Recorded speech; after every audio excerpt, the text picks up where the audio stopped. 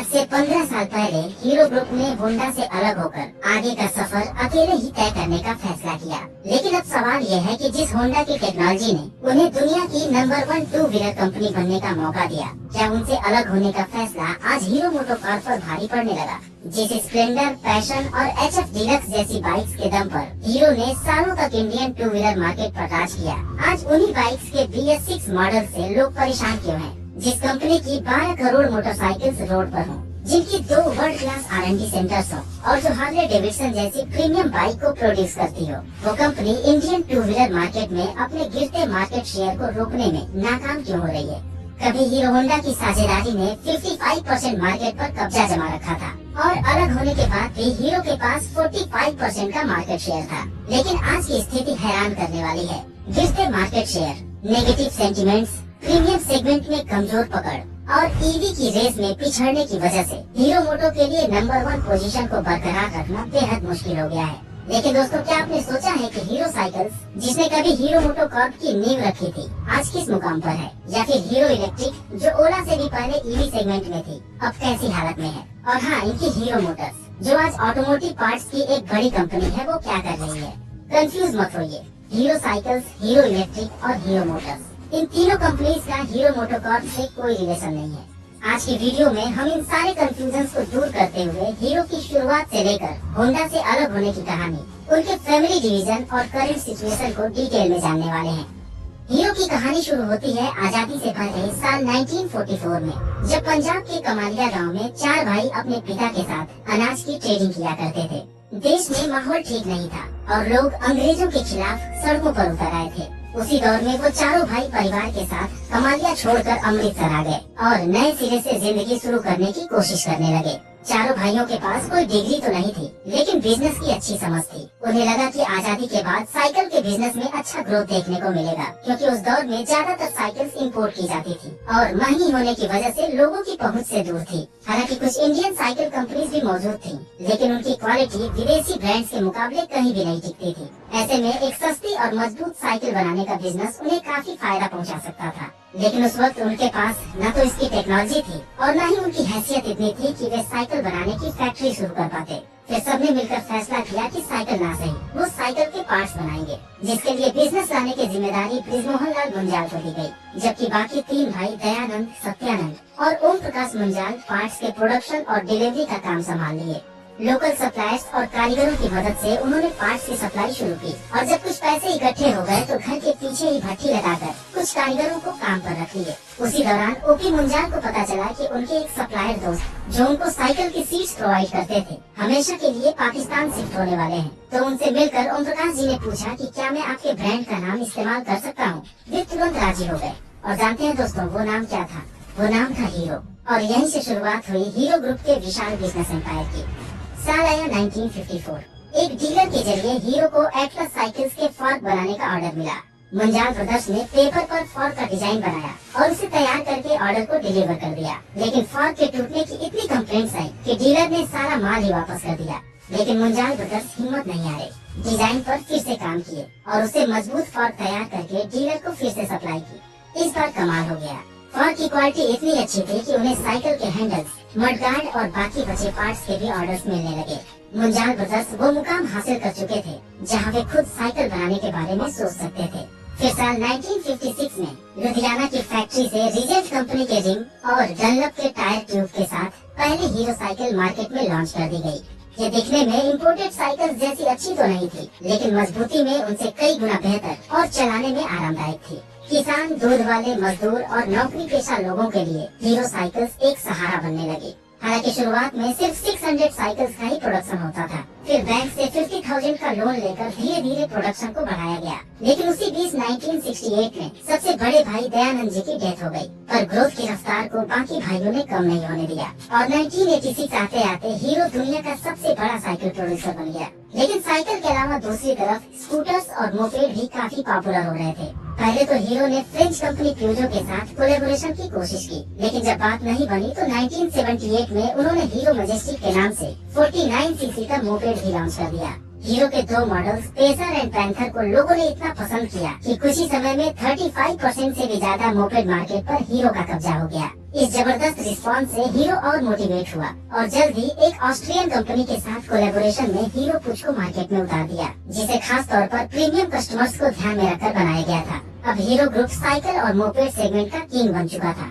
Munjal brothers के पास किताबी ज्ञान तो नहीं था, लेकिन जिस तरीके से उन्होंने बिजनेस को एक्सपेंड किया उससे काफी कुछ सीखा जा सकता है। वो इंडिया के हर हिस्से में गए ताकि एक मजबूत डीलर नेटवर्क इस्टेब्लिश किया जा सके। साथ ही बृजमोहन लाल मुंजाल की पर्सनैलिटी ऐसी थी कि लोग हीरो से बतौर डीलर या सप्लायर नहीं बल्कि एक परिवार की तरह जुड़ते थे। प्रोडक्टिविटी बढ़ाने के लिए उन्होंने अपने लोगों को ही फैक्ट्री के आसपास साइकिल और मोपेड के पार्ट्स बनाने के लिए राजी किया और इसके अलावा उन्होंने दुनिया की बेहतरीन प्रैक्टिसेस को भी अडॉप्ट किया। इसमें सबसे खास था टोयोटा का जस्ट इन टाइम मॉडल, यानी कि जितनी डिमांड होती उतने ही साइकिल या मोपेड के पार्ट्स मंगाए जाते और फैक्ट्री में असेंबल करके तुरंत डीलर्स को भेज दिए जाते।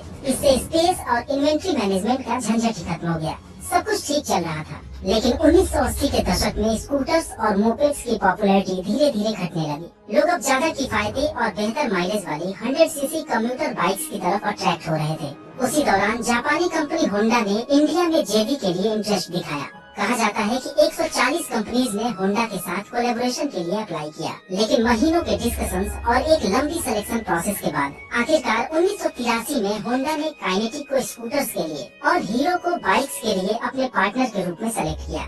दोनों के बीच एक म्यूचुअल एग्रीमेंट हुआ कि बाइक की टेक्नोलॉजी और इंजन होंडा प्रोवाइड करेगा, जबकि बॉडी हीरो बनाएगा। और हाँ, दोनों जब तक इस जेवी में साथ रहेंगे एक दूसरे के अगेंस्ट कोई भी प्रोडक्ट लॉन्च नहीं करेंगे। लेकिन यह एग्रीमेंट एक नॉन कम्पिटिशन क्लॉज के रूप में नहीं था, यानी कि कोई कानूनी बाध्यता नहीं थी, बल्कि यह एक एथिकल एग्रीमेंट था। बृजमोहन लाल मुंजाल के बेटे रमनकांत मुंजाल को हीरो होंडा की कमान सौंपी गई और 1985 में हरियाणा के धारूहेड़ा प्लांट में बनी हीरो होंडा की पहली बाइक CD100 को इंडियन मार्केट में लॉन्च कर दिया गया।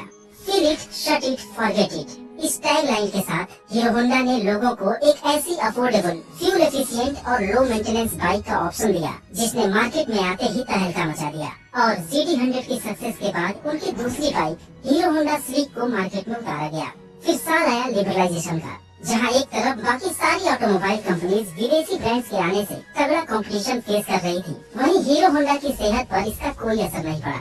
लेकिन एक शॉक उनको तब लगा जब इसी साल अचानक रमनकांत मुंजाल की डेथ हो गई। लेकिन बृजमोहन जी ने अपने दूसरे बेटे पवन मुंजाल के साथ कंपनी की बागडोर को फौरन अपने हाथ में ले लिया। हीरो होंडा में एक नए दौर की शुरुआत हो चुकी थी, क्योंकि पवन मुंजाल बिजनेस को डाइवर्सिफाई करने के साथ ही अपने ब्रांड को तेजी से दुनिया के हर कोने में पहुंचाना चाहते थे। फिर साल 1994 में कंपनी उस बाइक को मार्केट में लेकर आई जिसने हीरो होंडा की किस्मत बदल दी, हीरो होंडा स्प्लेंडर। सेल्स इतनी तेजी से आगे बढ़ा कि साल 2001 तक हीरो होंडा दुनिया की नंबर 1 टू व्हीलर कंपनी बन गई।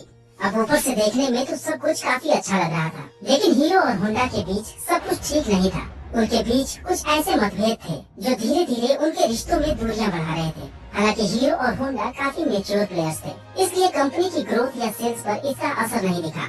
एक तरफ थी होंडा, दुनिया की सबसे बड़ी टू व्हीलर कंपनी, जो न तो टेक्नोलॉजी में किसी से पीछे थी और न ही पैसों की कमी थी। सिर्फ इंडियन मार्केट में एंटर करने के लिए उन्होंने हीरो जैसे एक छोटे से साइकिल ब्रांड को सेलेक्ट किया था, लेकिन लिबरलाइजेशन के बाद वह अकेले अपने दम पर इंडिया में बिजनेस करने के लिए आजाद थे। दूसरी तरफ था हीरो, जिसे होंडा ने ही इस मुकाम तक पहुंचाया था। लेकिन जब वो इंडिया के बाहर भी अपने बिजनेस को एक्सपेंड करना चाहे तो होंडा उसमें रुकावट बनने लगा, क्योंकि कुछ पड़ोसी देश जैसे नेपाल, श्रीलंका और बांग्लादेश के अलावा हीरो होंडा की बाइक्स को एक्सपोर्ट करने की इजाजत नहीं थी। इसलिए हीरो ग्रुप को लगा कि अगर आगे बढ़ना है तो खुद का इंजन डेवलप करना होगा और वो अपने प्रॉफिट का ज्यादातर हिस्सा रिसर्च एंड डेवलपमेंट पर खर्च करने लगे। यह देखकर होंडा को एहसास हुआ कि हीरो अब उनसे अलग होने की तैयारी करने लगा है। फिर क्या था, दोनों कंपनीज ने एक के बाद एक कुछ ऐसे स्टेप्स लेने शुरू कर दिए जिससे उनके बीच की दरार बढ़ती चली गई।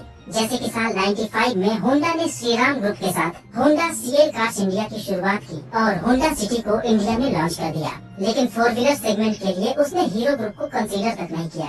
और रही सही कसर 2001 में तब पूरी हो गई जब होंडा ने काइनेटिक के साथ अपने जेवी को खत्म करके Honda motorcycle and scooters India के नाम से एक अलग ही कंपनी स्टैब्लिश कर दी और साल 2001 में होंडा एक्टिवा को मार्केट में उतार दिया। होंडा चाहती थी कि हीरो अपने स्पेयर पार्ट्स डिवीजन को HMSI के साथ मर्ज कर दे, लेकिन हीरो ने इस प्रपोजल को सिरे से खारिज कर दिया, जिसके बाद होंडा अपने डीलर एंड डिस्ट्रीब्यूशन नेटवर्क को मजबूत करने में जुट गया और जल्द ही यूनिकॉर्न और होंडा साइन जैसे बाइक्स को उसी प्राइस सेगमेंट में उतार दिया जिसमें हीरो होंडा की बाइक्स पहले से ही मौजूद थी। जिसके जवाब में हीरो ने भी साल 2005 में एक्टिवा के अगेंस्ट अपनी पहली स्कूटर हीरो प्लेजर को लॉन्च कर दिया। अब इतना सब कुछ होने के बाद साथ रहना मुश्किल था, क्योंकि दोनों कंपनीज इंडिपेंडेंट रूप से काम करना चाहती थी। इसलिए साल 2010 में हीरो और होंडा ने एक दूसरे से अलग होने का ऐलान कर दिया। हीरो होंडा में दोनों कंपनीज के 26% स्टेक थे, जिसमें होंडा के 26% स्टेक को खरीदकर हीरो ने कंपनी का नाम हीरो मोटो कॉर्प रख दिया। लेकिन ये साल सिर्फ हीरो और होंडा के अलग होने का साल नहीं था, बल्कि मुंजाल परिवार में भी प्रॉपर्टी का डिवीजन हुआ। सबसे बड़े भाई दयानंद मुंजाल के परिवार को मजेस्टिक ऑटो मिला, जो आज मोपेड के बिजनेस को बंद करके real estate and financial investments के फील्ड में एंटर कर चुके हैं। सत्यानंद मुंजाल को हीरो मोटर्स दिया गया, जो आज ऑटोमोटिव कंपोनेंट्स की एक लीडिंग कंपनी है। इसके अलावा हीरो साइकिल्स को ओपी मुंजाल ने संभाल लिया और बाकी बचा हीरो मोटोकॉर्प, जिसकी जिम्मेदारी ब्रिजमोहन लाल मुंजाल को दी गई। लेकिन दोस्तों, अब कहानी पूरी तरह से बदलने वाली थी, क्योंकि हीरो अभी भी अपना खुद का इंजन डेवलप नहीं कर पाया था। उसने होंडा से अगले कुछ सालों तक सपोर्ट के लिए बोला। होंडा राजी तो हुआ कि साल 2014 तक वो अपना इंजन हीरो को प्रोवाइड करता रहेगा, बशर्ते इसके बदले हीरो को मोटा रॉयल्टी पे करना होगा। साथ ही बाइक्स को हीरो होंडा के नाम से ही बेचना होगा। मुंजाल साहब के सामने चुनौतियों का एक पहाड़ खड़ा था, क्योंकि अगले 3-4 सालों में ही उन्हें खुद का R&D सेंटर, मैन्युफैक्चरिंग प्लांट और सप्लाई चेन स्टैब्लिश करना था। लेकिन 2014 में ही राजस्थान के निमराना में अपना पहला प्रोडक्शन यूनिट शुरू करके उन्होंने दिखा दिया कि वाकई में वो हीरो है। लेकिन दोस्तों, अलग होने से पहले जिस हीरो होंडा का इंडियन टू व्हीलर मार्केट के लगभग 55% पर कब्जा था, वो अलग होते ही 45% और 20% पर आ गया। लेकिन तब से लेकर आज तक हीरो के मार्केट शेयर में इतनी गिरावट है कि कभी भी होंडा उनसे आगे निकल सकता है। लेकिन आप सोच रहे होंगे कि हीरो तो आज भी नंबर 1 है और स्प्लेंडर और HF डीलक्स की सेल्स के आगे तो होंडा कहीं टिकता ही नहीं। थोड़ा समय दीजिए और आगे के डेटा को देखिए, आप समझ जाएंगे कि हीरो को अपनी बादशाहत कायम रखने के लिए कितने पापड़ बेलने पड़े और उनकी नंबर 1 की पोजीशन पर आज तलवार क्यों लटकी हुई है। दरअसल डिवीजन के बाद हीरो का पूरा फोकस अपने 100cc कम्यूटर सेगमेंट पर था, क्योंकि स्प्लेंडर और पैशन जैसे पॉपुलर ब्रांड तो उनके पास थे, लेकिन होंडा के रिलायबल और रिफाइंड इंजन को रिप्लेस कर पाना बहुत ही मुश्किल काम था। साथ ही मार्केट ट्रेंड में भी थोड़ा बदलाव देखने को मिला, जब शहरों में लोगों का झुकाव 150-180cc परफॉर्मेंस बाइक्स की तरफ होने लगा, जिसका फायदा उठाया बजाज, TVS और होंडा ने। हालांकि गांव और छोटे कस्बों में हीरो का दबदबा बरकरार रहा। दूसरी तरफ अगर हम स्कूटर्स की बात करें, तो होंडा ने साल 2001 में एक्टिवा को लॉन्च कर इंडियन स्कूटर मार्केट में एक नया ट्रेंड सेट कर दिया था और कस्टमर डिमांड के हिसाब से लगातार अपग्रेड करके ऐसी ब्रांड वैल्यू क्रिएट की कि आज भी इंडियन स्कूटर्स के 50% मार्केट पर एक्टिवा का ही दबदबा है। इसके बाद TVS जुपिटर और एंटॉर्क जैसे स्कूटर्स ने भी अच्छा परफॉर्म किया, लेकिन हीरो मोटो इस सेगमेंट में भी कुछ कमाल नहीं कर पाई। हीरो प्लेजर को थोड़ी बहुत सक्सेस मिली, लेकिन उसके बाद मेस्ट्रो, डेस्टिनी और जूम जैसे स्कूटर्स भी उनका मार्केट शेयर 15-20% से ऊपर नहीं ले जा सके। रही बात इलेक्ट्रिक स्कूटर्स की, तो उसमें भी हीरो मोटो काफी पीछे रह गया। साल 2022 में उसने वीडा के नाम से इलेक्ट्रिक स्कूटर्स लॉन्च किए थे, लेकिन तब तक ओला, एथर, बजाज और TVS मार्केट में अपनी पकड़ बना चुके थे। आप सोच रहे होंगे कि हीरो ने तो ऑप्टिमा, फोटॉन और हीरो फ्लैश के नाम से सबसे पहले अपने इलेक्ट्रिक स्कूटर्स लॉन्च किए थे। हाँ, हीरो इलेक्ट्रिक ने लॉन्च किए थे, लेकिन वो ब्रिजमोहन लाल मुंजाल की हीरो मोटोकॉर्प से अलग है। दरअसल 2007 में सत्यानंद मुंजाल के बेटे नवीन मुंजाल ने हीरो इलेक्ट्रिक को स्टैब्लिश किया था। उन्हें फर्स्ट मूवर होने का फायदा भी मिला और 2010 तक 60-70% मार्केट पर उनका ही राज था। लेकिन फैमिली डिवीजन के वक्त एक एग्रीमेंट हुआ था कि हीरो मोटो हीरो के नाम से इलेक्ट्रिक सेगमेंट में नहीं उतरेगा। लेकिन कुछ ऐसे इंसिडेंट हुए कि 2020 आते आते हीरो इलेक्ट्रिक मार्केट से लगभग गायब ही हो गया और इस सेगमेंट के पोटेंशियल को देखते हुए हीरो मोटो ने वीडा के नाम से अपने इलेक्ट्रिक स्कूटर को लॉन्च कर दिया। लेकिन इन सब के बावजूद हीरो को एक और बड़ा झटका लगा 2020 में, जब गवर्नमेंट ने BS6 एमिशन नॉर्म्स को लागू किया। बड़ी मेहनत से तो हीरो ने अपना इंजन डेवलप किया था, जिसमें फिर काम करने की जरूरत पड़ गई और उनकी जो i3S और एक्सेंस टेक्नोलॉजी लोगों का भरोसा जीतना अभी शुरू ही की थी, उस पर भी काफी नेगेटिव असर पड़ा। वजह थी कि जहां एक तरफ स्प्लेंडर और HF डीलक्स जैसे पॉपुलर बाइक्स के दाम में 5 to 10,000 का इजाफा हो गया, वहीं दूसरी तरफ इंजन के पावर एंड परफॉर्मेंस में भी कमी महसूस हुई। इंजन पहले जैसा स्मूथ नहीं रहा और थ्रॉटल रिस्पांस में भी कमी देखने को मिली। ये सारे रीजंस काफी थे हीरो मोटोकॉर्प के सेल्स को नीचे ले जाने के लिए। और आज की बात करें तो हीरो और होंडा के बीच सेल्स का फासला इतना कम हो गया है कि अगर जल्द ही होंडा हीरो से आगे भी निकल जाए तो हैरानी नहीं होगी, क्योंकि जिस हीरो का मार्केट शेयर 45% था वो 2024 के सेल्स डेटा के हिसाब से 31% पर आ गया है, जबकि होंडा 20% से बढ़कर लगभग 30% मार्केट पर कब्जा कर चुका है। लेकिन दोस्तों, जिस हीरो को नंबर 1 पर रहने की आदत हो वो हार कैसे मान सकता है। हीरो ने इन सारे इश्यूज को बारीकी से एनालाइज किया है और इसे सॉल्व करने के लिए तेजी से काम हो रहा है। परफॉर्मेंस बाइक्स के लिए R&D में भारी निवेश करके एक्सपल्स, एक्सट्रीम और करिश्मा जैसे मॉडल लॉन्च किए गए हैं, ताकि पल्सर और अपाचे को कड़ी टक्कर दी जा सके। और एक कदम आगे बढ़ते हुए हीरो ने हार्ले डेविडसन के साथ भी कोलैब किया है, ताकि प्रीमियम सेगमेंट में भी अपनी पकड़ मजबूत बना सके। और अगर ईवी सेगमेंट में भी वीडा की एंट्री को देर आए दुरुस्त आए कहा जाए तो गलत नहीं होगा। 2024 में टोटल 2 व्हीलर्स के सेल्स करीब 18 मिलियन रही, जिसमें से सिर्फ 5-6% इलेक्ट्रिक स्कूटर्स थे। और इस सेगमेंट में वीडा ने 2023 के मुकाबले 355% की ग्रोथ दर्ज करते हुए 55,000 से भी ज्यादा स्कूटर्स सेल किए हैं। आज एथर एनर्जी में भी हीरो का 40% स्टेक है। साथ ही बाइक्स के परफॉर्मेंस रिलेटेड इश्यूज को काफी सुधार कर हीरो अपने सेल्स एंड सर्विस को पहले से बेहतर बनाने पर ध्यान दे रही है। हमें उम्मीद है कि अगले कुछ क्वार्टर्स में ये सारे एफर्ट्स उनके बैलेंस शीट में साफ तौर पर नजर आएंगे। दोस्तों, इंडिया की 2 व्हीलर इंडस्ट्री ने पूरी दुनिया में देश का नाम रोशन किया है, चाहे वो हीरो, बजाज, टीवीएस हो या रॉयल एनफील्ड। एक